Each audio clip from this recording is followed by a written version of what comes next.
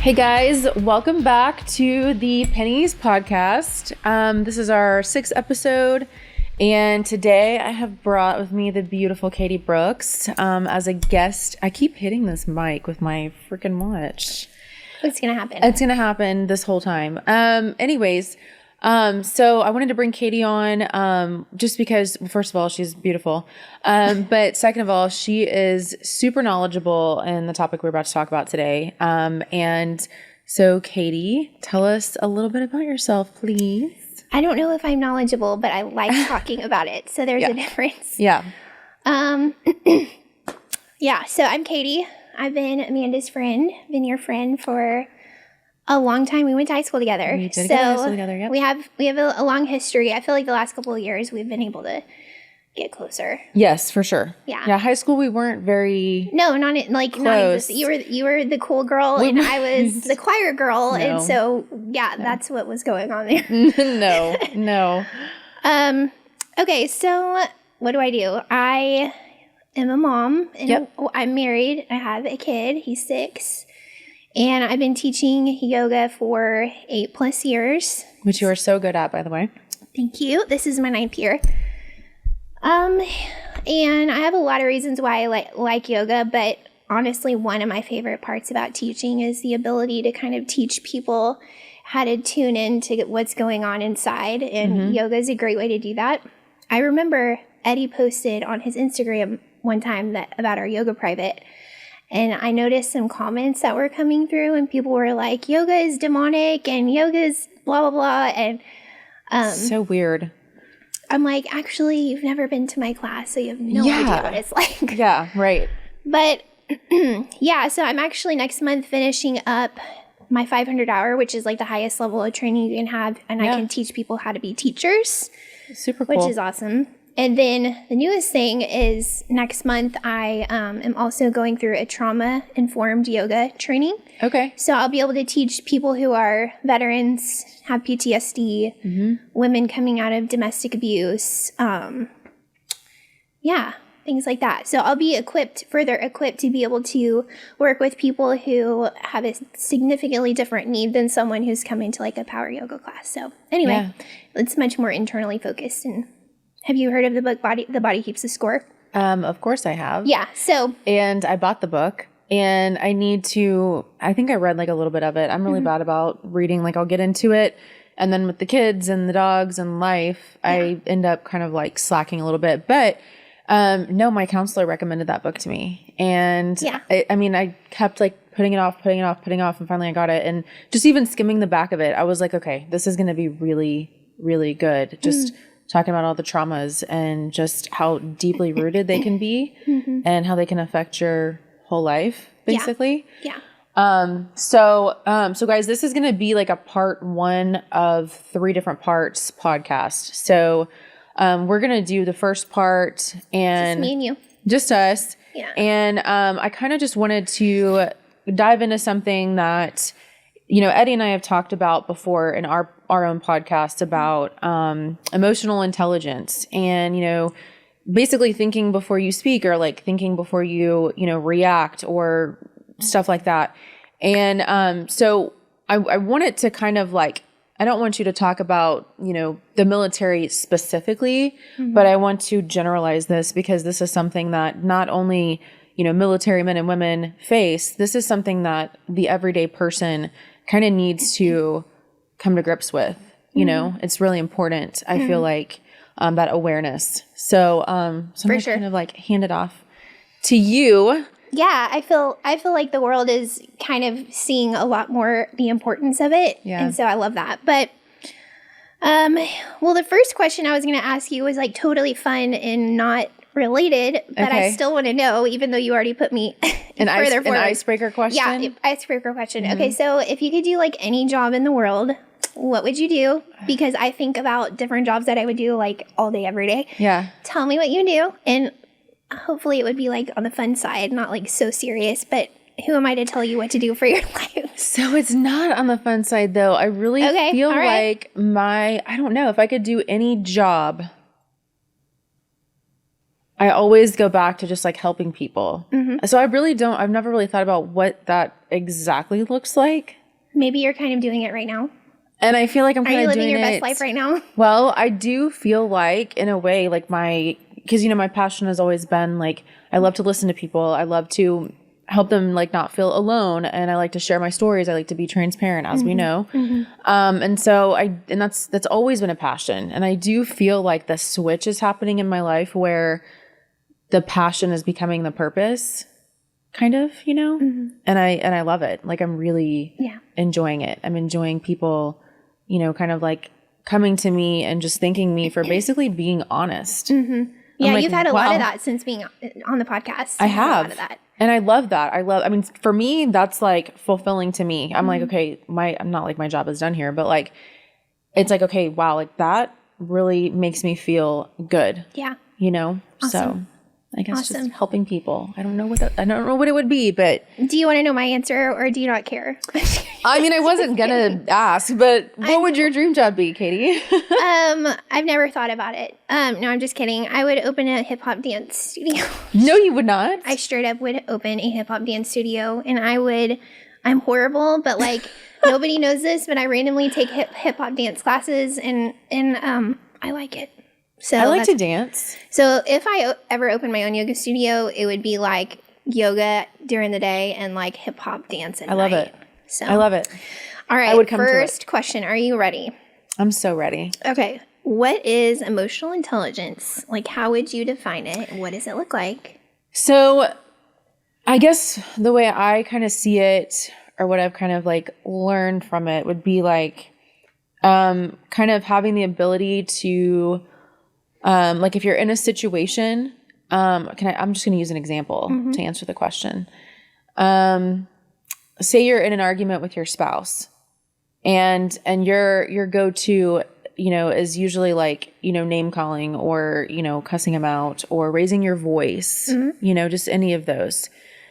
To me, emotional intelligence would be in that situation, you take a second before, like the inside of you wants to lash out, but you take that second and you think, okay, wait, but is this going to have the outcome that I want? And so you're kind of thinking, there we go again. You're thinking before you are reacting. And that's kind of how I would put it. Am I right or am I wrong? I think that's great. I'm wrong. I think my answer would be that it's really a position of curiosity. And I would say that the position you put yourself in is to be aware, and to be mindful, and to be proactive. Yeah. So knowing your triggers, or not necessarily knowing before it happens, but like sensing, oh gosh, this feels like something triggering. And then you put it immediately into practice. You said the word pause, which is a huge, like something I implement in my life regularly. I just try to pause before I do anything that I feel like could have a negative or positive effect. Like I'm like, what? That choice. You give yourself the opportunity to choose. Yeah. But overall, I think emotional intelligence is just being curious about yourself in a way that's productive and others. You can only control yourself and what you think and feel and do. True. But if you remain curious about other people as well, you also remain open-handed and open-minded to why they do what they do. And that gives you so much more grace for them when they do react versus respond. Not everyone has the tools to do that, like a 2-second pause. So I feel like when you're emotionally intelligent, you're like, hey, you know what? I could do this, but they might not be there yet. So I'm going to give them grace because I once wasn't there either. So that's kind of my own definition. But this book right here that Eddie put out, Emotional Intelligence by Daniel Goleman, there's like 5 elements: self-awareness, motivation, social skills, empathy, and self-regulation. So that's kind of like a more specific definition. So, okay. So my question then to your question would be, why is it so important to have emotional intelligence? Why is that so important? Why do we need that today? So for me, I feel like if I were to give an example, think of military people. They go out and they protect. They protect what they value. They protect their freedom. They protect people they care about. They're in this protection mode, and it's very external. They're doing it with their body and their actions. I think emotional intelligence is actually that in reverse. It's inside. It's an inside action of, I'm going to protect myself from this offense that's come at me, and how I'm going to go offend them back. I'm going to stop myself from doing that. Or does that make sense? Yeah. Yeah, I kind of picture someone who's emotionally mature or emotionally intelligent as like a military individual on the inside. They are working so hard to protect what they value, which is their heart, their mind, their feelings, their actions. It's just a position of being like intentional, honestly. It's just an intentional way of living, and everyone wants to be their best self, and self-development is everywhere, and it's so external. Let me develop my career. Let me develop my finances. Let me develop the way I appear. And I'm just sitting here like, that's awesome. And like, don't forget about the inside, you know? Yeah. So that's what I feel like is important, why it's important. Yeah. So basically it not only can like help your, you know, friendships and like marriages and like, you know, whatever, but it can help your work life. It can help all kinds of things. 100%. Yeah. Yeah. There's definitely going to be areas of like work where you're like, dude, I want to quit. I want to give up. I want, you know, this person just take me off so bad. But you have to kind of be of the mindset of, I don't just want to get further in my career.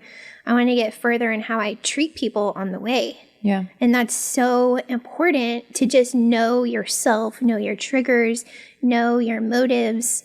And I mean, you have a favorite quote, and it applies honestly right now if you want to share it. I would love to share Share your quote. It's not my quote by any means, but it is Maya Angelou.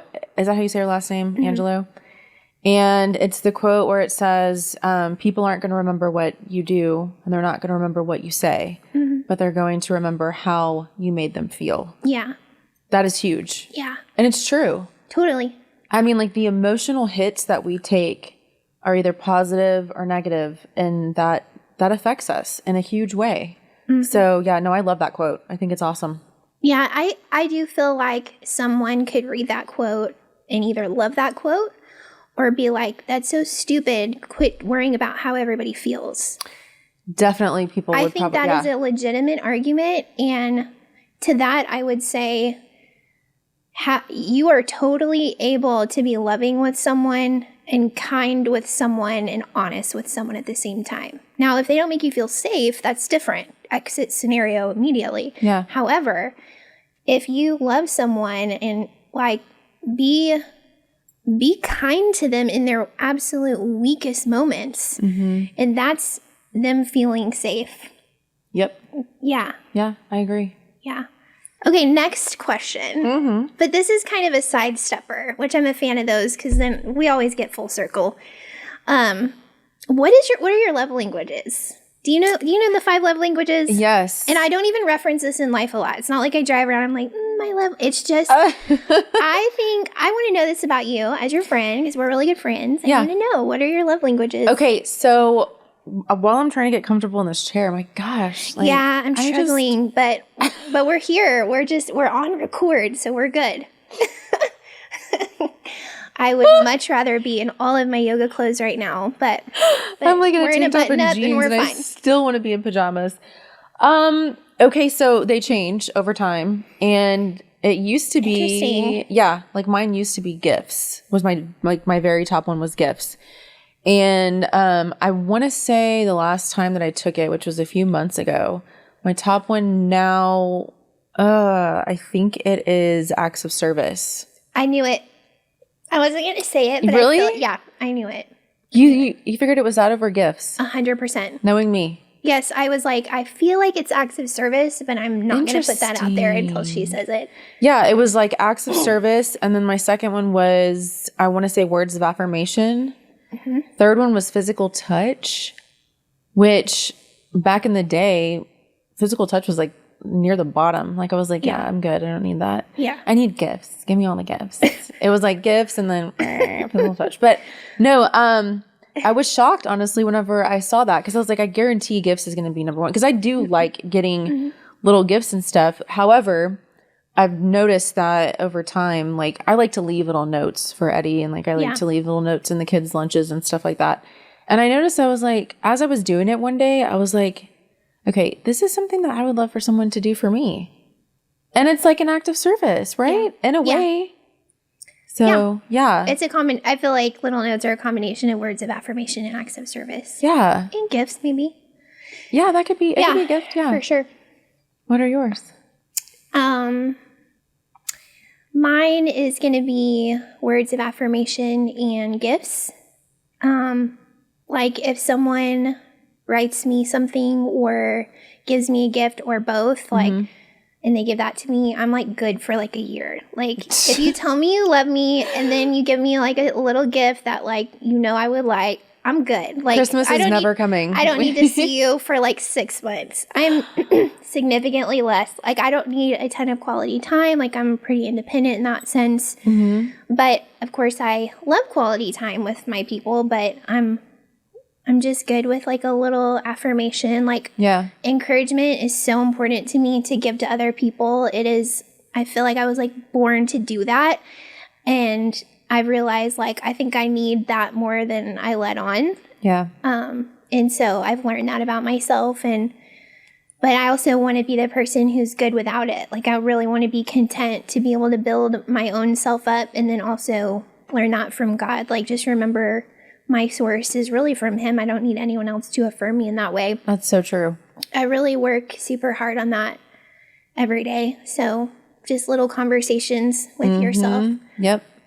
I've started working on that too, actually. Recently. Look at you, so emotionally intelligent. Yeah, if you guys haven't done the 5 love languages, I highly recommend doing that. Like if you're, and it's not just for people who are like married or whatever. It's just kind of cool to know what your, what's important to you. Absolutely. And can I add that I have tons of like girlfriends that I do life with, and I have learned that I have so much less problems with my friends because I know these small facts about myself, like what I prefer or what I secretly expect. The second I can label that and have language around that, I can remove it from its pedestal. And so if they don't do it, then I'm not mad at them. Yeah, right. But like if my girlfriend doesn't buy me a birthday gift or whatever, I'll be like, that's kind of a trigger. And so I can choose to be angry about that, or I can choose that she came to my dinner and paid for her meal and she didn't have to. Like that's enough. Do you know what I mean? Yeah. So I really feel like the more you understand the ins and outs of the way that you're wired, the more that you can show up for people in honestly a more self-sufficient way. Yep.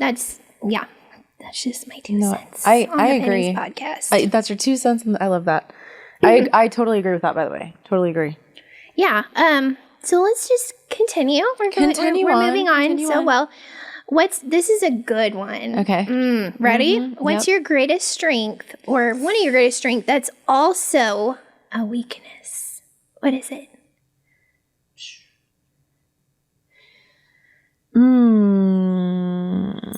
I feel like you have one pegged for me. I really think that mine would be, I want to say like, well, besides like being completely honest and transparent and blunt, because that can kind of like, that can kind of like stab me in the back sometimes.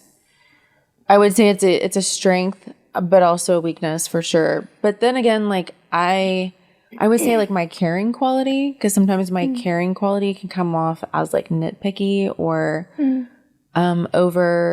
what's the word? In essence, controlling. Overwhelming, overbearing. Controlling, yes. Yeah. But behind all of that, it's more or less like, okay, no, but I just like really love you and I just want the best for you. Right. And obviously I know what's best. So you're secretly smarter than everyone. Yes, that's also one of them. No, but I would say probably those two, I feel like they could be both, depending on the situation. Yeah. I was going to say and add that you don't give yourself enough credit for the questions that you ask. I think you ask good questions and you don't fully know that about yourself. But then also you ask questions that could be harmful to your mental health. You're like, you approach me with questions like, am I gonna be in the hospital tonight because of this bruise on my toe? So I'm like, you're gonna be fine. You're good. Hypochondriac Amanda sometimes comes out to play. But you do ask good questions, and especially over the last 2 years when I've seen the most growth in you, like I have witnessed you grow so much. It's been fun to watch, honestly. It's been so fun. Thanks. And I'm always smiling when I see you because I'm just excited to be a witness to that. And I've seen you ask really great questions that are so deep, and I'm just like, right on. here for it. Well, because what is the point of talking about surface level things? I mean, it can be fine, but I can't do it. I don't even know how to live that way anymore. I just don't. I wish I was so fun, but I'm like, I'm fun, but like I'm at a party and I'm loving it, but I want to sneak away and sit in a comfy chair and talk about other things. Yeah, I know. No, I'm actually the same way. I can't do mindless conversation. I just can't. Yeah. I can't. So. And that's why you're my people. That's why we're doing this podcast. Yeah. Do you want to know mine, or should we move on? You see how I'm secretly calling you out? I'm totally kidding. What is yours? I love you. I'm just kidding. I was going to say, well, I really love listening, and I love asking questions. And I also love forgiving. Like, I think forgiving is a way that I love people, but then also I think I forget that I don't, like, not everything's my fault. And when I mean forgiving, I mean asking for forgiveness. That's what I meant. So I don't know if any of that makes sense, but I do feel like I probably take that a little too far. Like my listening, like I maybe avoid answering questions, despite what this sounds like right now. I think I avoid asking or answering questions sometimes because I'd rather it be the attention on them. Yeah. How's your anxiety right now? It's so much better. Yeah. Oh my gosh. I mean, you've known me a long time and you've seen the phases. I've seen the phases. You've seen Psycho Amanda and you've seen, okay, she's coming back around Amanda. I really do feel like you're just in such a good, fresh, light space, if that makes sense. Yes. Like, no, I am. I mean, I had like that crazy medication weirdness happen. Yeah. And then after that, I mean, I know it sounds crazy to some people, and then some people who are believers are like, well, yeah, that's it. That's the only answer. But I'm like, there's nothing else I can put it to. I mean, it's God. Yeah. That's literally it, because I'm telling you, like, the circumstances have not changed. You know, like, I mean, the things I was dealing with on a daily basis, I still going on. Deal with. Life is still challenging. Life is still very challenging. Yeah. I mean, you talk about 3 kids, 3 dogs. You know, your husband is, you know, running a business and, you know, has his own brand and like all this kind of stuff. And there's all this, there's a book and there's this and there's that. And this. I mean, it's a lot for someone like me who has always been very structured and never like lived that life. Yeah. It is a lot to take on. And I really don't know how else I can explain it other than it's got to be prayer, because I started praying real hard. I was going to say, like, people listening, tell them when you say God, like, that's just so broad. People are really intimidated to approach anything God related because we cannot see him. Yeah. We cannot even hear him. So to say, God, tell me what has worked for you, because I know some things that have worked for me. So I really want to hear from you about that. I mean, like, what do you mean, like believing, or like you talking about real life application? You did say praying. Okay, so that's real life application. You pray. Yeah. I read a lot. We do like don't y'all do like daily mornings? devotionals. Yeah. You know how we're totally getting off topic, but it's fine. Are we going to circle back eventually? Because I feel like we might not. 100%. 100%. I do feel like anxiety is slightly related to. Yeah. No, it's probably not. I'm not smart enough to know if anxiety and emotional intelligence are related. They're kind of cousins. Are they cousins? I know that I'm anxious sometimes. Yeah. So there's like, right? Well, then probably your emotional intelligence is the ability to like, what do I do when that comes up? Yes. It's your response. Thank you. Okay. Healthy response. We just circled back. Okay. Always. We just did it. Always. Okay. So yes. So when I feel like I am, because it still happens every day, I feel like I am like getting a little panicky. Yeah. I literally will either go in my bedroom if I'm at home and I will just like say like a little prayer, like I'll talk out loud, like I'll just be like, okay, take this away from me. Yes. This is not real. Like just, you know, again, maybe sounds weird to some people, but it's worked for me. And either that or, you know, if I know that something's coming up, I will go outside, or I will, you know, it's almost like a little kid that doesn't stop doing something. You have to take them away from that and give them something different to do. Put them in a different spot. Yes. And so that's kind of what I do for myself, even though I'm 34 years old. It's cool to know that it's coming up. And I'm like, okay, I don't have to sit in this. Yeah. I can make the choice to sit in this and let this control me. Or I can take the initiative to be like, okay, Amanda, it's time for you to go pick up a book and just start reading. It's time for you to run a bath. Like, go get in the bath and just chill. Or go talk to your husband right now and tell him that you just need a hug. Like, just all these little things that I've put in place to kind of implement whenever I can tell that I'm about to start going off the damn deep end. For sure. Yeah. I love that. And I also kind of do very similar things. Like, your body needs help. So positioning your body somewhere else and doing something physical or changing your location is going to go up to the brain, and your brain is going to have to adapt and adjust and kind of, oh, I'm in a new place. This kind of shifts things a little bit. And then verbally praying out loud is so awkward, but incredibly powerful. And I would just say to the people who feel awkward about that, like, lovingly, I say, encourage you to get over that and just try it. Just put it out there. No one's listening except him. And then I am big on like journaling. So like my phone, like I will journal my thoughts and my feelings. And if I am in a moment of overwhelm, I'm like, I can't do it. I can't do it right now. Like, I just go and just write it out. Yeah, I started doing that too. Yeah, and it's so powerful. And I have the most honest things. If I look at your phone right now, no, you're never allowed to touch my phone. Get away from my phone. No one is allowed. Yeah, so it's pretty real and raw, and it's years and years and years. And I'm not ashamed to say that, but I'm also very in touch with how I feel at all times. So, but you said something I want to ask about. How do you choose who to be vulnerable with? Because practicing vulnerability, I think, is part of social skills of emotional intelligence. I feel like it helps. People can help you regulate, like self-regulate. It happens all by yourself, but sometimes the presence of another empowers you to do that. So who and how do you choose to be vulnerable? Because we know Eddie's terrified of that. He's getting so much better. He is. He's getting so much better. And I think it is a man thing. I think a lot of men have, like, their pride kind of comes in. It's like, wait, don't be vulnerable. I feel like Eddie is doing awesome. He's doing a great job. I just want to say that. I didn't mean to throw him under the bus. No, he's... Love Eddie and all that he's working on. I think people who know him and who have, like, followed him throughout the years can also see the gradual change in a positive direction. So, love you. You're awesome, Eddie. You know, like, again, I think, like, to your question, I think that would be...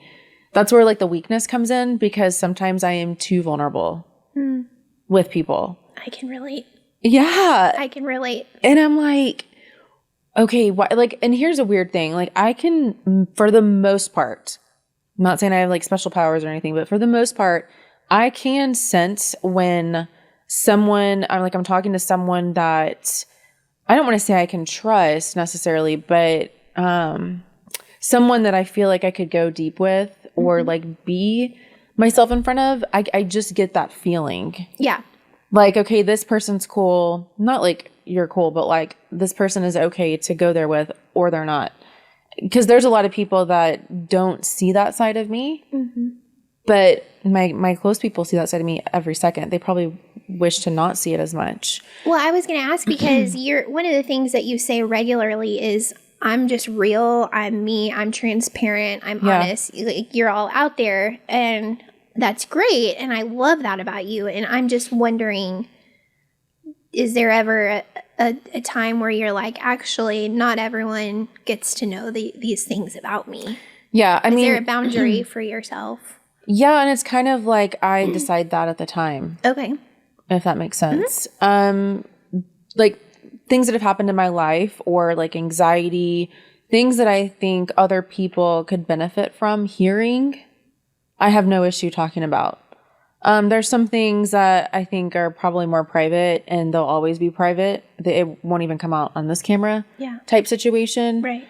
But I would say 90% of what I like to talk about are things that I want people to hear, like for whatever reason, like either to let them know they're not alone or to let them know like, hey, I'm not perfect. Like, you know, I almost drove off a cliff the other day. I'm just joking. I didn't, but that medicine, I swear, makes you feel like you want to. Anyways, so yeah, I just kind of, it just depends on, maybe it just depends on how I feel in the moment. I don't know. Yeah. But the majority of the time I'm fair game. I'm like, books open. Yeah. I think I mentioned this earlier, like way before our podcast started, but so I do like the Enneagram. I don't think it's like the end all be all answer to everything, but it is a helpful tool. Like when you know your number and kind of like some of the things about yourself that make you different than somebody else. But with you, I believe you're a 6. Yeah, very much textbook Enneagram 6. For sure. Which a 6 is in the head triad. So meaning a lot of what they do is based on their thoughts and their analyzation and all that. But a healthy 6 is someone who can recruit their heart and their gut as well, which those are the other numbers, the heart triad and the gut triad. So I like to think of a healthy person as someone who operates from the head, the heart, and the gut like an elevator, just constantly, daily, moving through all 3 spaces fairly evenly. I mean, there is a skill, like 6s have a skill of being cautious. They can sense danger, and there's lots of great things. So their headness is good, but I've seen that in you as well. That to me sounds like you're kind of operating from your gut or your heart a little bit when you can kind of do that evenly. So knowing your number is helpful in that way. So another test you guys can take is the Enneagram test. And it's so cool. It really, I mean, again, there's people who are like, oh, that's freaking weird. Not everybody loves it, which is fine. It's totally fine. I love it. Like, I think it is so on point. Like when I first did the test and you read about like all the things it tells you that I was like, okay, this literally spot on. Yeah. Yeah. But when I took the test, I was more of like in the headspace, and it was more of like a negative headspace for me. So I was the 6 that was like the unhealthy, like super anxious all the time and like worrying about the worst case scenario type situation. But I think I'm, again, like how Eddie is gradually kind of going towards a positive shift. Like that's me. I think I'm kind of gradually going towards a positive. Here we go again. It's okay. It's just, gosh. It's all right. Are you ready for kind of a deep question? Yeah. Because these aren't deep. We haven't even scratched the surface, girl. Give it to me. Okay. Speaking of an Enneagram 6, this actually segues perfectly. What's the story you have on repeat in your head? And because emotional intelligence is important, how do you follow up with that? Like when you're, does that make sense? Good question. Yeah, I know. It's good. Yeah, so what's the story you have on repeat? Because like, okay, if we zoom back out to Enneagram says every number kind of has a core story based on a core wound. So I want to know, I'm not asking for that. I'm asking for Amanda's story. And it probably like, what do you say about yourself or what do you say about other people? Yeah. Okay. Something like that. Yeah, I gotcha. So my constant on repeat would probably be like, you're not good enough. Yeah, you've said that in an episode before. Yeah. And Eddie's response was really sweet and cute. It was very sweet. So sweet. Yeah. He's like, baby, you're good enough. Baby, you're it's good like enough. one of those things where it's like, it doesn't matter though what anybody says. Like it, for some reason in my head, it's never going to be good enough. Like you're never going to hit the mark. Like it's, and I don't know why, but that is what is on repeat. And that affects a lot of things. You know, it affects my emotional connection with my kids. Like, you know, I feel like I'm not going to be a good enough mom. So like you don't even try, or like what do you mean? No, like I will definitely try and I will feel like I'm doing okay, but then I'm very quick to like drop the ball. Like, I'm very quick to lose it. Like, I get mad at my kids all the time. I yell at my kids all the time. And then, you know, like with Eddie, it's like, okay, well, I'm not going to be good enough for him. You know, eventually he's going to move on, or, you know, just whatever the case may be, if there's a job that comes up, or just something like that. I mean, I'm always doubting myself. Always. I'm never giving myself the proper amount of credit. So, in fact, the only thing I can truly say, that I feel like is starting to be on repeat, which is a more positive thing, is like I was telling you about helping people with my story. That's kind of helping me kind of redo the script that's in my brain. Yeah. The whole passion to purpose thing, that's definitely helping me internally. For sure. But yeah, I mean, on any given day, the story would be, Amanda's not good enough. Yeah. What's yours? Are you glad I asked? Actually, no, because I do not have an answer for this one. Yes, you do. You have to have an answer because you have. Well, I legitimately don't have an answer. I didn't write anything down. Story that I have on repeat in my head. Probably that.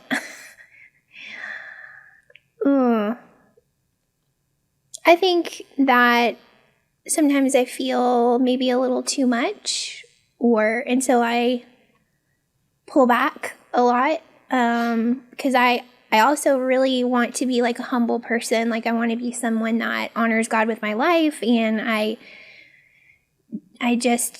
really care about that. So I try not to be too much, and I think I play it small at times. Since being a mom, I've pulled back a lot, but too much isn't like overwhelming your friends, overwhelming your... Yeah, I think just being, I don't know.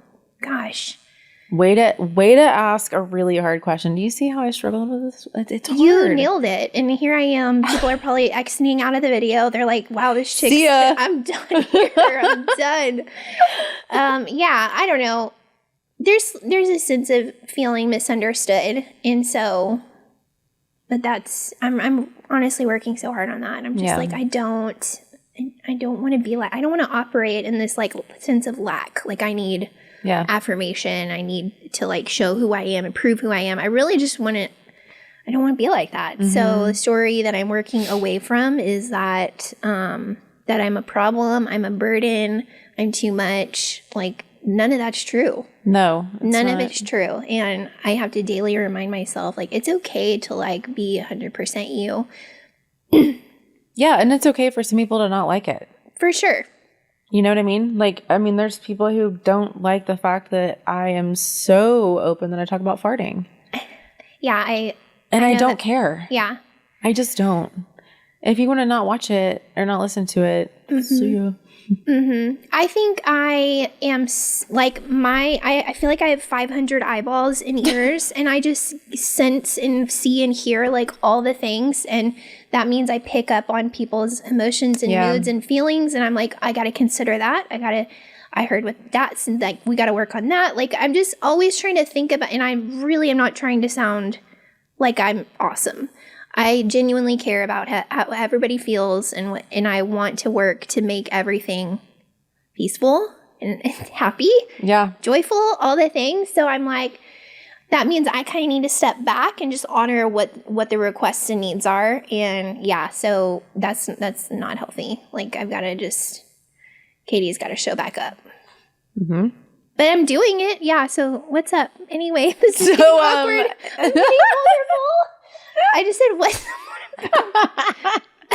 Should we wrap this thing up or what? Okay, so I'm moving on. I'm sorry, I'm looking at my phone, everybody. Okay, so I do. You want to ask him? Eddie's gonna be like, "This is out of control, Amanda." Oh my gosh, I don't have any other questions besides, why did you just say what's up? Because I need help, and I need to get out of here really quick. Okay, last question. Is that okay? It's fine. Is that okay? That's fine. Oh my gosh. This is going great. All right, last question. What do you think about the quote that feelings are real but not reliable? Feelings are real but not reliable. Seriously, good quote, but we need to unpack this a little bit. Feelings are real, but they're not reliable. Because for me, when I hear that, I think there's no logic in feelings. So you agree with the quote. Feelings are real, but not reliable. I think they can be reliable in certain situations maybe, but there's other situations where logic I feel needs to take over.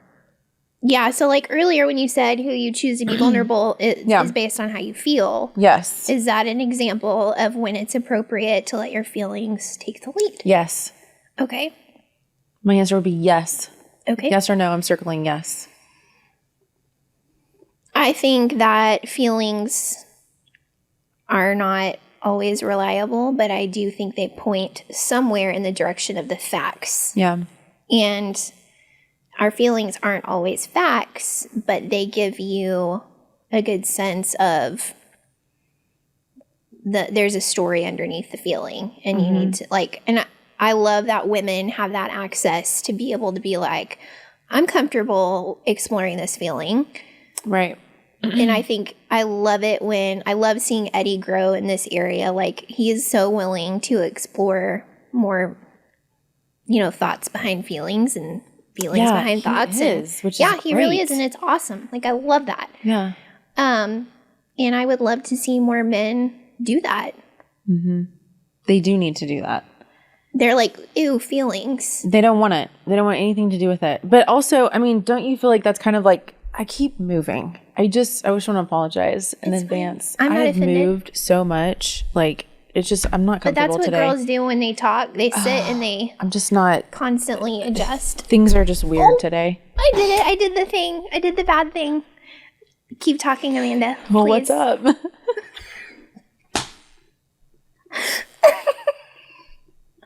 Oh my gosh.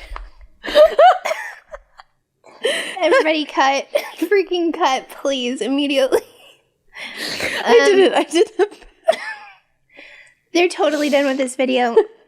Okay, well, I think this has been fun, right? Should we wrap it up?